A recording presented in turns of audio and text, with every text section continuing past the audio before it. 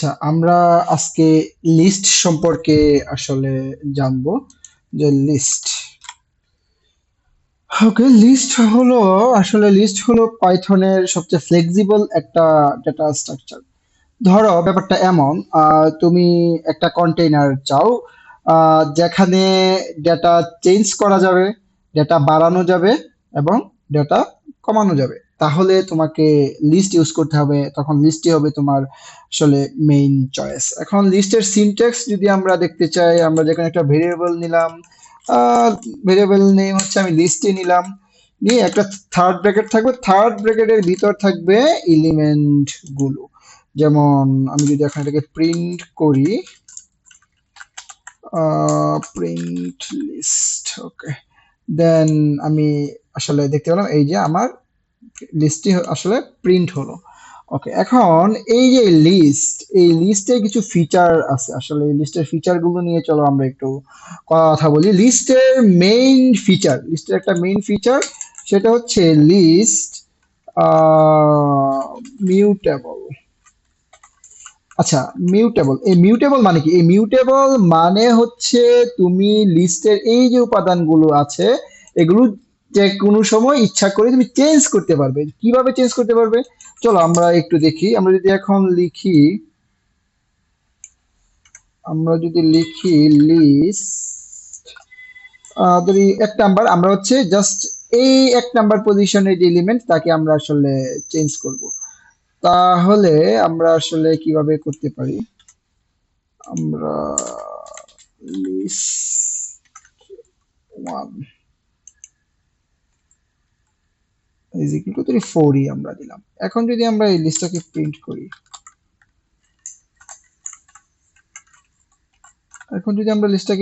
করি, তাহলে আসলে আমরা কি দেখব? তাহলে এই এই 1 নাম্বার পজিশনে আমার যে এটা ছিল, এই এলিমেন্ট ছিল, সেটা চেঞ্জ হয়ে গেছে। আগে ছিল 1 নাম্বার পজিশনে আমার 2, এখন হয়ে গেছে 4। তার মানে আমি আমার যখন ইচ্ছা তখন আমার লিস্টের যে এলিমেন্ট গুলো আছে ওই জায়গায় আমি চেঞ্জ আনতে পারবো। ওকে, লিস্টের আরেকটি ফিচার হলো ডাইনামিক সাইজ। ডাইনামিক সাইজ বলতে আমি এই জায়গায় আমার হচ্ছে লিস্টের সাইজ কত, লিস্টের সাইজ হবে খুব পসিবলি 3। চলো আমরা একটু চেক করি যে লিস্টের সাইজটা আসলে কত। লিস্ট সাইজ, যদি আমরা চাই তাহলে ল্যান লিস্ট, ওকে, লিস্ট সাইজ। এখন আমি কি করি, দেখো আমার লিস্ট সাইজ কত, 3।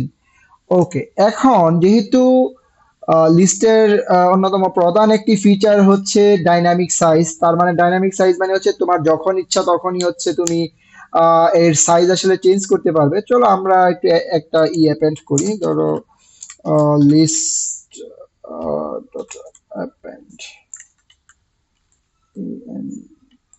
ডি অ্যাপেন্ড 5 আমরা দিলাম। এখন আমরা আসলে লিস্ট সাইজটা আসলে আমরা চেক করি।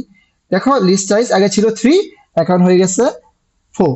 ওকে, গুড। এখন লিস্টের আরেকটি ফিচার হলো list list multiple data type আসলে ধারণ করতে পারে। যেমন লিস্টে যদি এখন আমি ক্যারেক্টার দেই, ওকে, আমি যদি ক্যারেক্টার দেই তুমি দেখবা যে হচ্ছে লিস্ট এই ক্যারেক্টারকেও সে সহজেই ধারণ করতে পারছে। তুমি যদি এখন রান করো তাহলে দেখবা যে হচ্ছে এই যে 6, তোমার ডেটা সাইজ 6 হয়ে গেছে। এবং আমি হচ্ছে প্রিন্ট করি, একটু প্রিন্ট করলে ইজি হবে ব্যাপারটা। প্রিন্ট লিস্ট, ওকে, আমি যদি লিস্টটা এখন প্রিন্ট করি তাহলে এখন দেখো এই এই যে আমার টোটাল সবগুলো ডেটা একসাথে প্রিন্ট হলো। তার মানে হচ্ছে আমি ফাইনালি বলতে পারি লিস্টের যে ফিচারগুলো, এই ফিচারগুলো হচ্ছে লিস্ট মিউটেবল, মিউটেবল তারপর হচ্ছে list dynamic size, dynamic size okay, then হচ্ছে